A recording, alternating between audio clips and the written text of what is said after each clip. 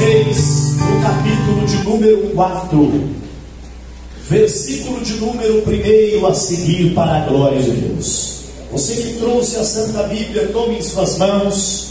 No nome do Senhor Jesus, vamos para a poderosa palavra de Deus, que está em 2 Reis, capítulo de número 4, versículo 1 a seguir.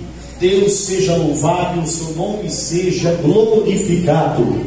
Segundo livro dos Reis, capítulo de número 4, versículo de número 1, para a glória do nome santo do Senhor, aquele que vive e reina para todo sempre. Aleluia. Todos encontraram 2 Reis 4, diz amém. 2 Reis capítulo 4, versículo 1, que diz assim: 2 Reis 4, 1.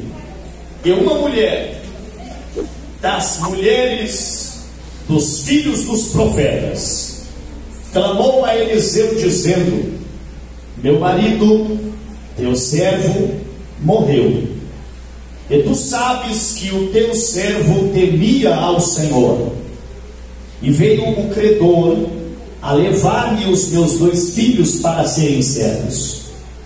E Eliseu lhe disse: que te hei de eu fazer?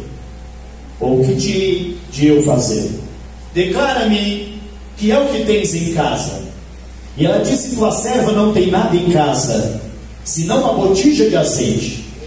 Então disse ele: vai, pede para ti vasos emprestados a todos os teus vizinhos, vasos vazios, não poucos. Então entra, fecha a porta sobre ti e sobre os teus filhos, e deita o azeite todos aqueles vasos, e põe à parte o que estiver cheio. Partiu, pois, dele e fechou a porta sobre si, sobre seus filhos, e eles lhe traziam os vasos e ela os enchia. E sucedeu que, cheios que foram os vasos, disse a seu filho: traze-me ainda um vaso. Porém ele lhe disse: não há mais vaso nenhum. Então o azeite parou. Então veio ela e o fez saber ao homem de Deus, e disse ele: vai, vende o azeite, paga a dívida, e tu e teus filhos vivei do restante. Amém. Grande Deus, maravilhoso, glorioso Pai, Senhor da glória, lâmpada para os nossos pés é a tua palavra, meu Deus, é luz para o nosso caminho. Meu Deus, eu quero ouvir a tua palavra, a tua igreja quer ouvir a tua palavra, Senhor, e à medida que a palavra for sendo pregada, eu creio, Senhor, no milagre da multiplicação. Eu creio, Senhor, no milagre que o Senhor tem para operar, para realizar na vida de todos aqueles que estão aqui nesta noite. Meu Deus, a tua palavra é a verdade, a tua palavra é fiel, é digna de toda a nossa aceitação. Por isso, meu Deus, estamos aqui, por isso queremos receber, Senhor, esta mensagem que vem do céu, esta mensagem que vem de Deus para a nossa alma, para o nosso espírito. Fale, ó Deus, em nome de Jesus, nos fortificando para a glória do teu nome. Amém. E louvado seja o nome de Cristo. Podeis assentar, povo de Deus, em nome de Jesus, e vamos dar uma linda e forte salva de palmas ao Senhor. Aleluia, um aplauso forte ao nosso Deus, igreja. Que maravilha! É um texto que nós conhecemos muito bem, queridos. É um dos textos que também é trabalhado com as crianças, com os jovens, com os adultos. É um dos textos mais conhecidos, porque se refere a uma das passagens em que um profeta de Deus, um dos poucos profetas do Antigo Testamento que foram usados para realizar milagres, sendo eles Elias, Eliseu, o profeta Moisés também, pelo poder do Espírito Santo de Deus. Poucos são os profetas do Antigo Testamento que foram usados para realizar milagres em nome do Senhor. Muitos deles foram usados para proclamar a mensagem de Deus, principalmente para denunciar o pecado das nações, dos grandes reis, dos grandes líderes que faziam aquilo que era contrário à vontade do Senhor, como foi também com o profeta Elias no reinado de Acabe. Mas aqui, queridos, nós temos o profeta Eliseu, o profeta que representava a palavra de Deus no meio do povo. Afinal, o Espírito do Senhor não havia ainda descido sobre toda a carne, como aconteceu no dia de Pentecoste, e pela graça e misericórdia do Senhor acontece até os dias atuais. Somente os reis, profetas e sacerdotes é que recebiam a unção extraordinária, especial, a missão dada pelo Senhor. E aqui nós temos no capítulo 4 alguns relatos bíblicos, e eu quero que você preste atenção, porque eu não vou me demorar, eu quero apenas usar alguns minutos que nós dispomos aqui para entregar uma verdade de Deus a você. Porque o capítulo 4, se você depois com calma fizer isso na sua casa após o culto, você vai perceber que o capítulo 4 é o capítulo que fala de crises e de milagres. É um capítulo que traz algumas crises, mas que após a crise acontece o milagre. E meus queridos irmãos, nós temos na Bíblia Sagrada inúmeras passagens, inúmeras referências que mostram para nós que a crise não deve ser temida. A crise não deve ser um ponto, como se fosse um ponto final na vida das pessoas. Algumas pessoas estão apavoradas no nosso país, pensando numa crise que ainda nem chegou, pensando no ano que vem, no dia 1º de janeiro, sendo que nós estamos em 13 de novembro, e o Senhor Jesus Cristo disse: basta cada dia o seu mal, não estejais solícitos, preocupados com o que vocês vão comer, beber, calçar e vestir, porque o vosso Pai conhece as vossas necessidades. O Deus que cuida do lírio do campo, o Deus que cuida das aves dos céus, é o Deus que está cuidando de toda a face da terra. Queridos, eu já quero introduzir essa mensagem e dizer: Deus continua no controle da terra, aleluia. Deus continua no trono. Nós não podemos nos esquecer que onde há crise, aí há um cenário para milagres, glória a Deus. Os maiores milagres de Deus se deram em meio à crise. Os maiores milagres de Deus se manifestaram no deserto. Você lembra do povo de Israel no deserto? É onde aconteceram os maiores milagres. Se não tem escassez, não desce pão do céu. Se não tem escassez, não sai água da rocha. Se não tem escassez, Deus não manda codornizes. Deus se movimenta e se manifesta em meio à crise. Eu não sei qual é a crise que você está vivenciando, passando neste momento, mas uma coisa eu sei: Deus está olhando você em meio à crise. Olha a crise que essa mulher enfrenta. Uma mulher dos filhos dos profetas. Essa mulher é esposa de um homem de Deus. E aqui eu quero trazer, queridos, a realidade bíblica. Pessoas que temem a Deus também morrem, porque a sensação que se dá é que pessoas que temem a Deus são eternas aqui nessa terra, e não são. Pessoas que temem a Deus também vão passar dessa terra um dia.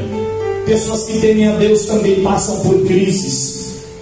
Infelizmente, há alguns anos foi difundido no Brasil e na América uma teologia chamada teologia da prosperidade, onde ensina que os verdadeiros servos de Deus não passarão aperto, onde ensina que os verdadeiros servos de Deus não enfrentarão crises. E ela é totalmente antibíblica, porque grandes homens de Deus enfrentaram crises. Você se lembra de Jó? Você se lembra de um homem temente a Deus, reto, justo e que se desviava do mal, mas que quando o Senhor Deus permitiu, Jó perdeu tudo, mas não perdeu a sua fé e a sua confiança no Deus de Israel.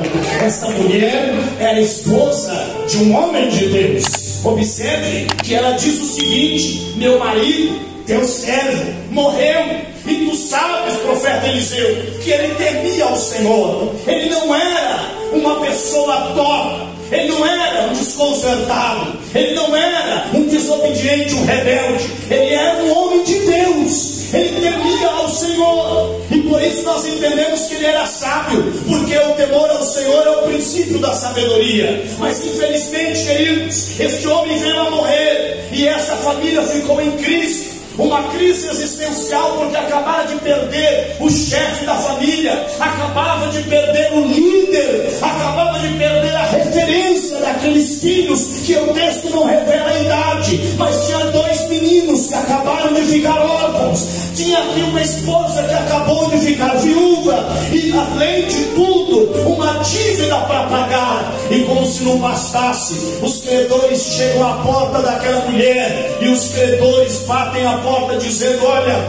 o seu marido deixou uma dívida e você precisa pagar esta dívida. Nós vamos dar um prazo, e se essa dívida não for paga, levaremos os seus 2 filhos para que eles trabalhem para nós e por fim paguem toda a dívida. Imagine, para a mente de uma mulher que acabara de ficar viúva, receber cobradores que não estão nem aí para o luto dela, que não tem a empatia de dizer: não, vamos dar um prazo maior para que essa viúva ela se restabeleça, para que ela consiga superar esse problema. Entenda uma coisa: tem pessoas que não vão se solidarizar com você quando você estiver na pior, ou quando você estiver passando uma dificuldade. Tem pessoas que não estão nem aí para a tua dor, tem pessoas que não estão nem aí para a tua dificuldade, mas graças a Deus, há um Deus do céu que está olhando para você, há um Deus dos céus que está dizendo: não temas, porque quando os credores baterem a sua porta, o Senhor Deus já providenciou o escape, o milagre para a sua vida.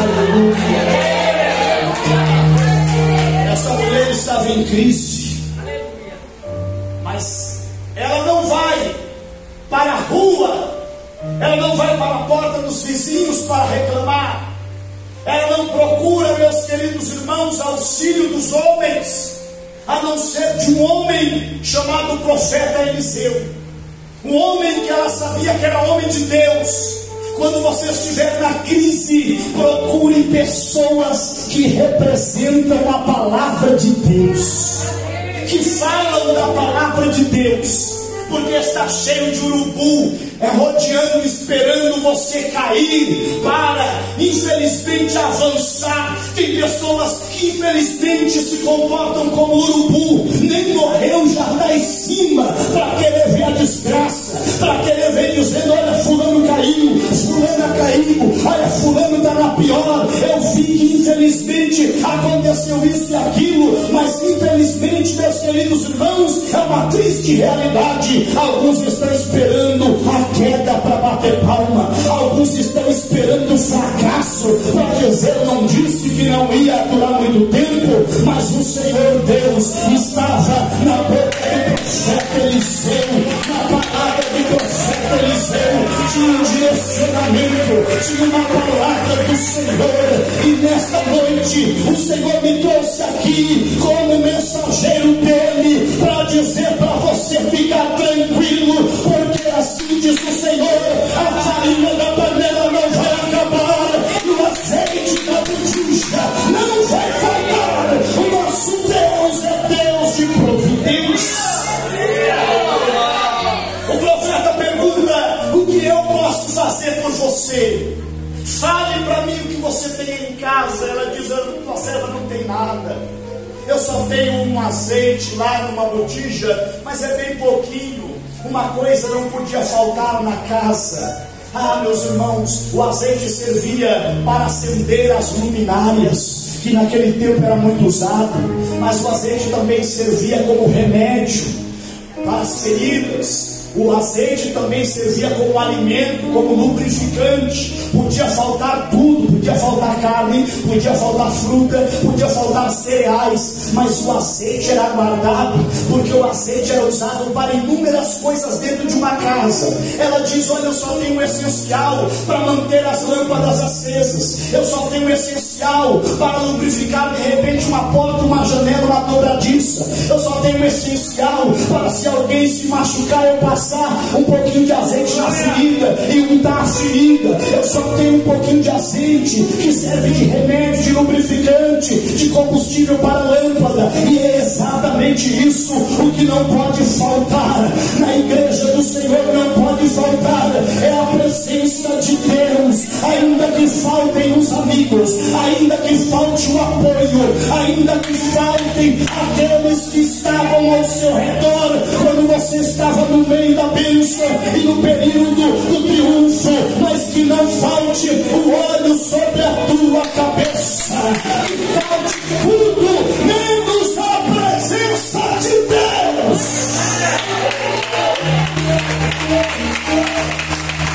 Não pode faltar a presença de Deus. Quando as pessoas estão tão preocupadas, quando as pessoas estão em desespero, porque ficaram desempregadas, porque ficaram doentes, porque descobriram uma enfermidade através de um diagnóstico, de um exame. Mas eu quero trazer esta mensagem de Deus para você: que não falte a unção de Deus na sua vida. Se tiver azeite, a sua vida ainda vai brilhar. Se tiver azeite, não vai faltar alimento. Se tiver azeite, não vai alabassude calamaia. Ora, chefe, canta lamanai. Pode faltar tudo, mas se tiver azeite, não vai faltar a graça de Deus, não vai faltar a presença de Deus, não vai faltar a glória de Deus. Em nome de Jesus Cristo, levante a sua mão com a minha, porque precisa, é assim que carapaia subterrânea, ter azeite de Deus em nós. Declara-me o que você tem em casa. Você já não tem nada, a não ser um pouquinho de azeite. Você tem um pouquinho de azeite ainda? Não precisa ter muito não, tem um pouquinho. Você lembra do que o Senhor disse para Filadélfia? Tendo pouca força, mas guardaste a minha palavra. Deus não está esperando grande força, mas que você tenha pelo menos um pouquinho. Aquele pouquinho que Gideão tinha, quando Deus olhou para ele e disse: Gideão, vai nessa tua força. Mas que força? Eu sou o menor da casa do meu pai, a minha família é mais pobre em Manassés. Deus precisa de um pouquinho, Deus precisa de um pouquinho. Se tiver um pouquinho de glória a Deus, então solta o glória a Deus para Jesus nessa noite. Alguma coisa você tem aí, alguma coisa você tem. Essa mulher tinha um pouquinho, mas ela tinha. Ainda alguma coisa você tem. Nunca diga que você não tem nada. Nunca diga que você nasceu para ser ninguém. Nunca diga que você nasceu sem sorte, que você não tem nada na vida, que você não tem ninguém. Quem não tem nada é o diabo. Se você fizer uma pedra, Deus usa essa pedra para colocar o gigante por terra. Se você tiver uma queixada de jumenta, como tinha Sansão, Deus vai usar essa queixada de jumenta para derrubar o exército filisteu. Se você tiver um pouquinho de azeite na botija, já é o suficiente. A igreja de Filadélfia tinha pouca força, mas guardava a palavra e não negava o nome do Senhor. Ai, irmãos, às vezes alguém espera grandes coisas. Deus não está esperando grandes coisas de você. Deus não está esperando grandes coisas de mim, porque Ele conhece a nossa capacidade, Ele conhece a nossa dificuldade, Ele conhece a nossa pequenez. Ele sabe que faltam forças, mas Deus está dizendo: levanta a cabeça, levanta a cabeça, levanta a cabeça e coloque em prática um pouquinho de força que você tem, um pouquinho de fé que você tem. Em nome de Jesus, ainda que seja a última lágrima, porque às vezes precisa espremer para sair uma lágrima, como aconteceu com Ana. Ana chorando não tinha mais forças, Ana já não tinha mais palavras, Ana já não tinha mais lágrimas, tanto que ela balbuciava, não saía som da sua boca, mas uma coisa Ana tinha, a esperança de ver o filho nos braços. Se você tiver um pouquinho de azeite, Deus vai usar esse pouquinho que você tem, e o nome dele será glorificado. Aleluia. Alguma coisa você tem, e Deus não vai usar o que você não tem, Deus vai usar o que você tem. Deus vai usar o que você tem. Deus usou o que Pedro tinha para fazer a pregação no dia de Pentecostes, e Deus o encheu de poder, de graça, de unção e de virtude, para Pedro ser um grande pregador do Evangelho. Algumas vezes as pessoas criticam a explosão de Pedro, a audácia de Pedro, de tomar a palavra e sempre questionar Jesus em alguma coisa, ou sempre tomar a palavra, mas o Senhor não anula a personalidade de Pedro, não. O Senhor olha para Pedro e diz: esse aí gosta de falar, esse aí gosta de tomar a frente e falar, então vai ser ele que no dia de Pentecostes eu vou usar para ganhar almas. Aleluia. Sabe esse jeitão que você tem? É esse jeito que Deus quer usar com ousadia e graça para você usar, para você ser um canal de Deus. Algumas pessoas podem até criticar esse jeito seu, mas Deus está dizendo que vai usar o seu jeito, a sua forma, o seu conhecimento, o seu convívio, e o Senhor vai impactar a vizinhança. Deus vai impactar o local de trabalho. A partir da crise, o profeta dá o direcionamento: pega vasos emprestados. E aqui entra a submissão e a humildade, porque essa mulher poderia dizer: jamais, eu pedi coisa emprestada, não peço nada, todo mundo vai saber do meu problema. Mas o Senhor diz: pega vasos emprestados. Quer dizer, faça um empréstimo por um dia, porque nunca mais você vai pedir emprestado. Às vezes é preciso descer para subir, é preciso perder para ganhar. E essa mulher está se humilhando, pedindo, com os filhos batendo de porta em porta, pedindo vaso emprestado. E talvez alguém murmurasse dela e reclamasse, dizendo: mas para que essa mulher quer vaso? Essa mulher está na pior. Onde a gente viu os cobradores chegando aqui, será? Alguém de repente, irmão, pode até pensar: essa mulher vai vender meu vaso? De jeito nenhum. E alguns até dão não para ela. Eu acredito que ela recebe alguns nãos, mas ela obedece a palavra de Deus. Não fique preocupado com o que vão dizer de você. Não fique preocupado com o que os vizinhos vão falar. Não fique preocupado com o que as pessoas vão achar. Se preocupe em obedecer à voz de Deus. Quando você obedecer à voz de Deus, como diz o louvor: se eu atentamente ouvir a Deus e os mandamentos seus eu obedecer, o Senhor meu Deus me exaltará em todas as nações por onde eu passar. Eu não vou correr atrás de bênção, eu sei que a bênção de Deus vai me alcançar. Aleluia! O milagre estava dentro do quarto.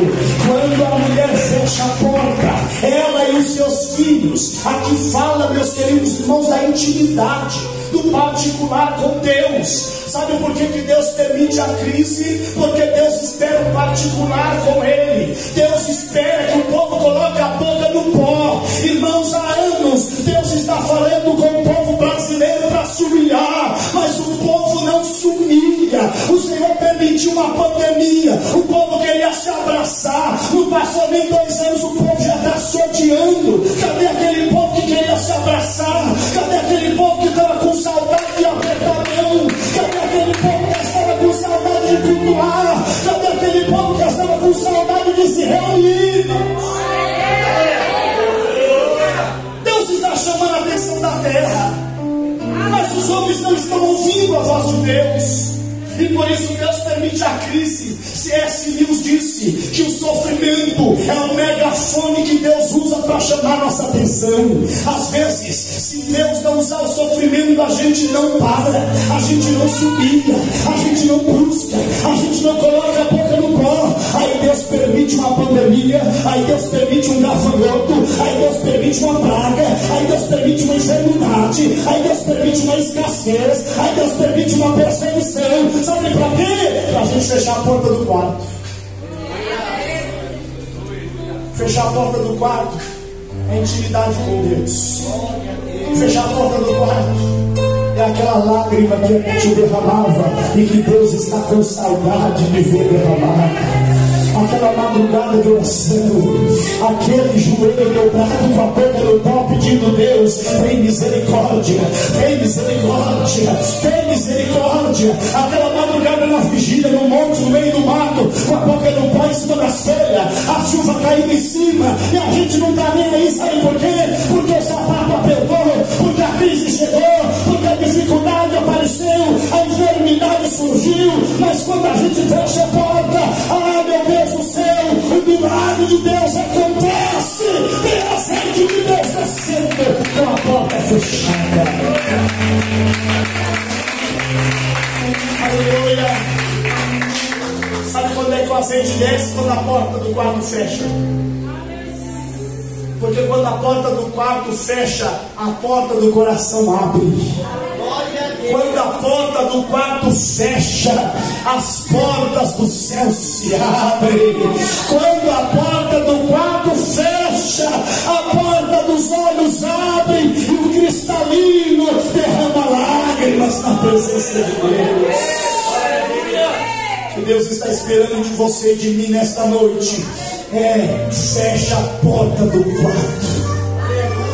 Você lembra que Jesus disse: quando fores orar, entra no teu aposento, fecha a porta do teu quarto e ora em secreto, porque o teu Pai que vê secretamente te recompensará. Quando tem secreto, tem recompensa. Quando tem jejum, meus queridos irmãos, jejum secreto, oração secreta, tem recompensa. Agora veja, essa mulher fecha a porta do quarto. A Bíblia Sagrada diz que ela começa a deitar azeite nas vasilhas, e partindo dele, fechou a porta sobre si e sobre os seus filhos, e eles lhe traziam os vasos e ela os enchia.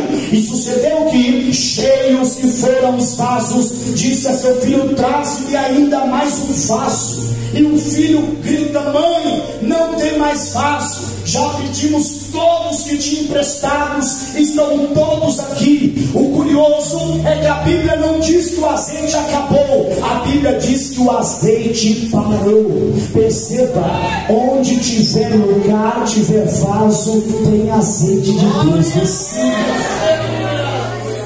O azeite não acabou, o que acabaram foram os vasos. O milagre não cessou. O que está cessando é a fé de alguns, é a oração de alguns, porque o que vem do alto nunca acaba. O que está acabando é lugar na terra. O que vem do alto não acaba, ele para. Em alguns momentos da história, Deus não acabou a sua operação. Deus parou a sua operação, porque faltou lugar na igreja, faltou lugar nos vasos, faltou lugar nos profetas, faltou lugar nos pastores, faltou lugar nos obreiros, faltou lugar nos jovens, faltou lugar nas crianças, faltou lugar na igreja. E esse lugar é reservado única e exclusivamente para o Espírito Santo de Deus. Se tiver lugar, o azeite vai descer. Aleluia. O milagre vai acontecer, a providência vai chegar. O que precisa então, pastor? Ter lugar. Se tiver lugar, você vai ver que Deus vai derramar. Quando o menino gritou: acabaram os vasos, o azeite não acabou, parou. Se chegasse o menino com mais um vaso, continuava derramando azeite. Se o menino dissesse: achei mais um, aquele mais um ia encher. Mas como acabou o lugar, o azeite parou. Deus vai derramar proporcionalmente ao lugar que eu e você damos para Ele. Sabe por que Deus usa muito algumas pessoas? Porque algumas pessoas dão muito lugar para Deus operar. Algumas pessoas se dedicam muito ao Senhor. Algumas pessoas buscam muito a face de Deus. Algumas pessoas estão há muito tempo com o quarto, com a porta fechada, orando em segredo. E quando abre, oh meu Deus do céu, o milagre já está lá fora esperando. Aconteceu com os discípulos. A Bíblia diz que eles estavam com o cenáculo fechado, e quando as portas se abriram, saíram 120 crentes cheios do Espírito Santo. Deus quer operar com porta fechada. Mas peraí, pastor, como assim Deus quer operar com porta fechada? Muita gente não entendeu o mistério da pandemia. Muita gente não entendeu por que Deus permitiu os templos se fecharem. Porque às vezes nós estamos no templo e nós dizemos: Deus, eu não tenho tempo, eu não tenho tempo, eu não tenho tempo, é corrido, eu tenho que chegar, tenho que fazer isso, tenho que fazer aquilo. Aí Deus fala: peraí que eu vou arrumar um tempo para você. Vou arrumar um tempo para que você tenha como colocar a sua boca no pó, fechar a porta do teu quarto. Uma vez uma irmã estava pedindo a Deus: Senhor, eu quero fazer tua obra, eu quero fazer tua obra, mas Senhor, nunca dá tempo.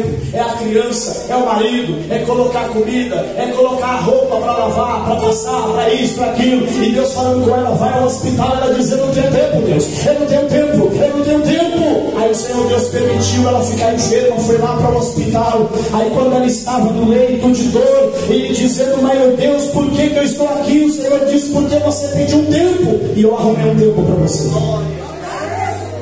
Agora pregue para as pessoas que estão aí. E quando ela começou a pregar, o Senhor Deus começou a dar força. Ela levantou do leito e ela ia na cama vizinha e orava pelos enfermos, colocava as mãos. Quando ela terminou de orar pelo último paciente, o médico chegou e disse: senhora não tem nada, fizemos os exames, a senhora vai ter alta amanhã, pode ligar para o seu filho, vir buscar, porque está tudo certo. Aleluia.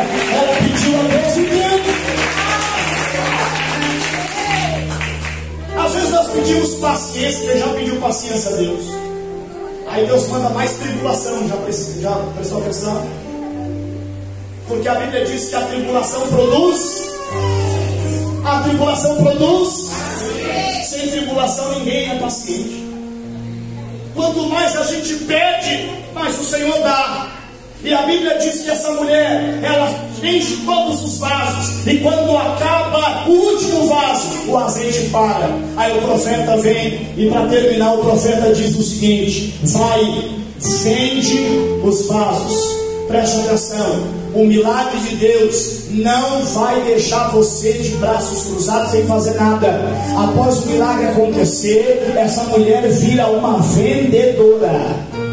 Preste atenção nisso. Porque algumas pessoas estão esperando que a bênção de Deus caia do céu, fique milionário para nunca mais precisar trabalhar. Isso é doutrina de Satanás. A doutrina de Deus é: o homem tem que trabalhar. Glória a Deus. Você vai vender os azeites, vai pagar a dívida. Agora já tem azeite. Quer saber? Vou comprar uma passagem, vou fugir. Quando os cobradores chegarem, já estou longe, nada disso. Vende o azeite, trabalhe, pague a dívida. Deus não se agrada de caloteiro. Paga a dívida e viva do resto. Quer dizer que quando Deus manda, Ele manda para sobrar. Deus não vai mandar uma mixaria, Deus vai mandar para sobrar em nome de Jesus. Você crê que Deus vai mandar para sobrar? Você crê que Deus vai mandar para sobrar? Confia de dentro de mim, você que crê que Deus vai mandar para sobrar. Em nome de Jesus eu termino a pregação aqui.